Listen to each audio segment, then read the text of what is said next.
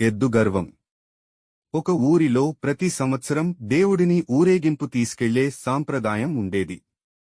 ప్రతి సంవత్సరం ఊళ్ళో వారంతా పండగ చేసుకుని పూజలు చేసి ఊరేగింపు కోసం అన్ని వీధులు శుభ్రం చేసి ముగ్గులతో, తోరణాలతో, పువ్వులతో చాలా అందంగా అలంకరించేవారు.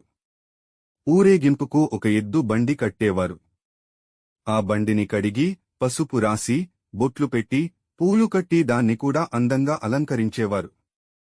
మరి ఆ బండిని తోలే ఎద్దు సంగతి చెప్పాలా? ఊళ్ళో అన్నిటికన్నా ఆరోగ్యవంతంగా, బలంగా ఉన్న ఎద్దును ఎంచుకునేవారు.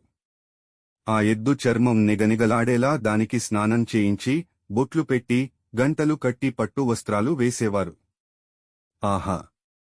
చాలా చూడ ముచ్చటగా తయారు చేసేవారు. ప్రతి సంవత్సరంలా ఈ సంవత్సరం కూడా ఊరేగింపుకు ఊరు తయారయింది. రాముడు అనే ఒక ఎద్దును ఎంచుకున్నారు. బాగా తయారుచేసి బండి కట్టారు. గుడి ముందర నుంచోపెట్టి దేవుడి విగ్రహాన్ని బండిలో పెట్టి హారతి ఇచ్చి ఊరేగింపు మొదలెట్టారు. ఆ రోజంతా రాముడు ఎక్కడికెళ్తే అక్కడ మనుషులు వంగి నమస్కారాలు పెట్టారు. వెర్రి రాముడు ఇదంతా తనకి చేస్తున్న సత్కారం అనుకుని భ్రమపడ్డాడు. రోజంతా చాలా గర్వంగా, పొగరుగా కొమ్ములు పైకి పెట్టి ఛాతీ బయటికి పెట్టి నడిచాడు. తనలో తానే మురిసిపోయి పొంగిపోయాడనుకోండి. ఇక సాయంత్రంతో మళ్లీ ఊరేగింపు గుడికి చేరింది.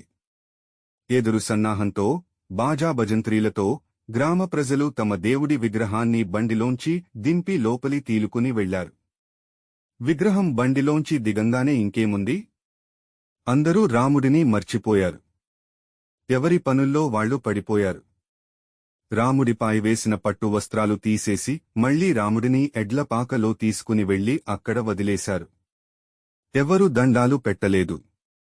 అప్పుడు రాముడికి అర్థమయ్యింది. మనుషులు గౌరవం ఇచ్చేది మనకి కాదు, మనం చేసే పనులకని.